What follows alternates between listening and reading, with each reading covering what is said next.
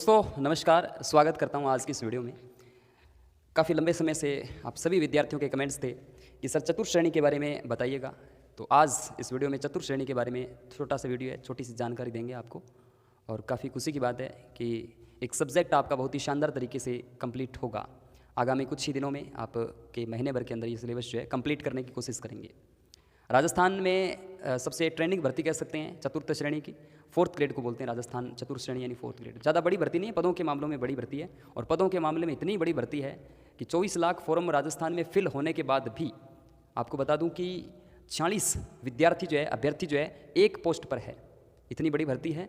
और इसके साथ ही आपको बता दूं कि फॉर्म रीओपन होने की भी बात चल रही है। कई विद्यार्थियों ने फॉर्म नहीं भरा किसी कारणवश से, तो वो उनकी गलती है, वो हमारी गलती नहीं है।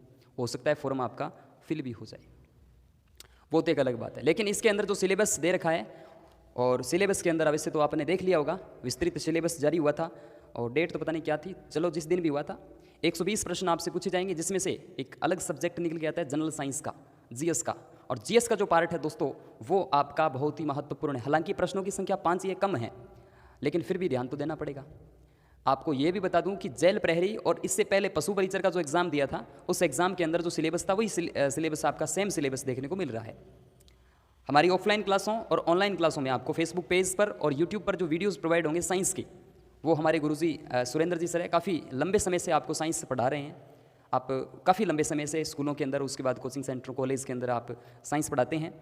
तो साइंस का ज़्यादा मैटर नहीं है, लेकिन अपने तरीके से वो आपको कहानी के माध्यम से, थ्योरी के माध्यम से, अच्छे से कंटेंट देने की, एमसीक्यू के माध्यम से, पीवाईक्यू के माध्यम से साइंस को बहुत ही शानदार तरीके से आपको करवाने की कोशिश करेंगे। ऑफलाइन अगर पढ़ना चाहते हो तो ऑफलाइन में तो आपका स्वागत है ही, लेकिन ऑनलाइन जो नहीं आ सकते ऑफलाइन क्लासों में, तो ऑफलाइन तो नहीं आ सकते, तो कोई दिक्कत नहीं, आपके लिए ऑनलाइन की सुविधा हम दे रहे हैं, तो आप ऑनलाइन भी पढ़ सकते हैं।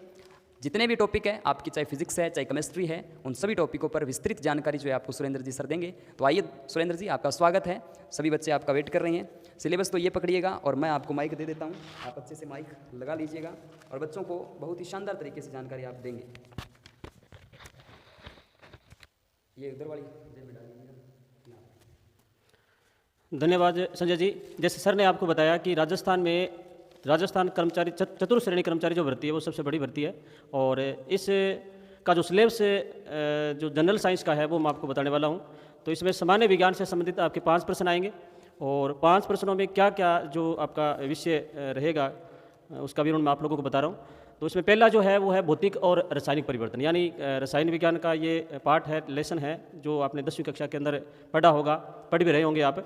और इसके बाद में दूसरा जो आपका टॉपिक है वो है धातु अधातु, और उसमें प्रमुख यौगिकों की चर्चा करेंगे, जिसमें धातु अधातु क्या होती है, उसका उपधातुएं क्या होती है, उसमें क्या अंतर होता है, और कुछ प्रमुख यौगिक जो कि अपने दैनिक जीवन में काम आने वाले जो प्रमुख यौगिक है, जैसे अन्य शील की मैं बात करूं, अन्य जो है, तो ऐसे जो प्रश्न है वो आपके पूछे जाएंगे, इसमें से प्रश्न पूछे जाएंगे सामान्य विज्ञान के।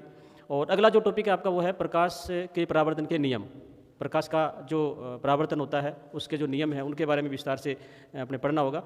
और अगला जो टॉपिक है आपका वो है आनुवांशिक शब्दावली, यानी ग्रेगर जॉन मेंडल ने जो नियम दिए उसमें जो आनुवांशिक शब्दावली है, स्टेप्स जो है, कारक है, युग्म विकल्पी है, समयुग्मजी है, विषम युग्मजी है, प्रभावी कारक है, जीनोटाइप है, फिनोटाइप है, तो इनके बारे में अपने जो है पढ़ेंगे। इनमें से प्रश्न जो है आपके पेपर में आएंगे। अगला जो आपका टॉपिक रहेगा वो है मानव तंत्र, यानी मानव तंत्र में मानव के अंदर जो है विभिन्न प्रकार के जो ऑर्गन अंग पाए जाते हैं उसकी संरचना, जैसे उत्सर्जन तंत्र है, जनन तंत्र है, श्वसन तंत्र है, रक्त परिसंचरण तंत्र है, उसका हमें अध्ययन करना पड़ेगा। उसके बाद में अगला जो टॉपिक रहता है वो है आपका मानव के प्रमुख रोग के कारक, यानी किस कारण ये रोग होता है, जैसे विषाणु जनित रोग होते हैं, जीवाणु जनित होते हैं, प्रोटोजोआ जनित रोग होते हैं, किस कारण हो रहा है, उसके कारक का नाम, कौन से विषाणु है, कौन सा जीवाणु है, उनका हमें नाम याद करना पड़ेगा, और उनका निदान हम कैसे करें, उस रोगों का उपचार हम किस तरीके से करें, किस तरीके से उसका बचाव करें, तो आदि के बारे में अपने जानकारी लेनी होगी। इसके अलावा जो अंतिम जो आपका टॉपिक है जो पढ़ना होगा आपको वो है अपशिष्ट प्रबंधन, यानी जो अपशिष्ट है उसका अपने किस तरीके से प्रबंधन करें कि हमारे जो वातावरण है वो शुद्ध हो। तो ये इतना सारा जो सिलेबस है आपका जनरल साइंस के अंतर्गत आएगा, इसको हम आसानी से कवर कर सकते हैं। ज़्यादा समय नहीं लेते हुए मैं आप सभी को एक बार पुनः धन्यवाद देता हूँ। जय हिंद, जय भारत।